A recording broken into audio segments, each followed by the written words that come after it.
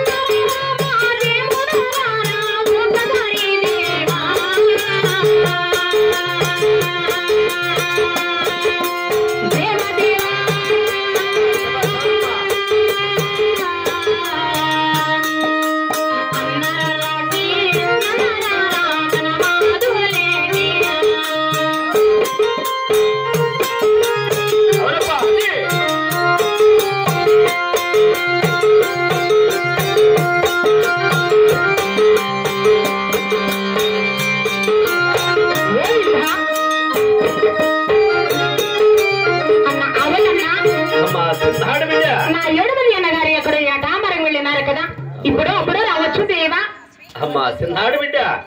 నీ 7 మంది అన్నగారు ఏటా మార్గం వెళ్ళినట్టు అడుగుతున్నావా తల్లి మీ చిన్న గణపతి ఇక్కడే ఉండుకొని అన్నయ్య నేను ఇక్కడికి వస్తున్నారు ఏమిటో నీ మాయా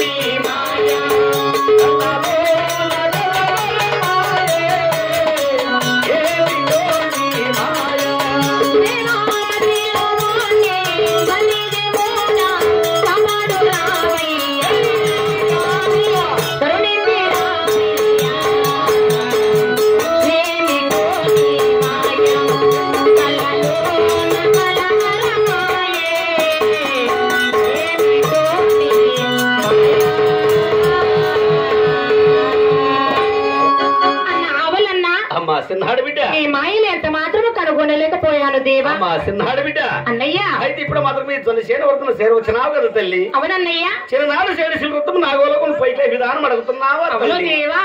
ఆ సార్లు పిలిపించి 7 లేకు చెప్పించిన కూడాను ఆ చిల్లరత పైకి లేస్తున్నది ఆ చిల్లరత కొలువు తీరి మన యొక్క పాలిగొండ పట్టణమంతా బయలుసేరి వస్తుంటే మనత కన్న తల్లి తెలుసు నేను సంతోషపడతామా అలాగే అన్నయ్య అలాగే బయలుదేరి వస్తున్నావా తల్లి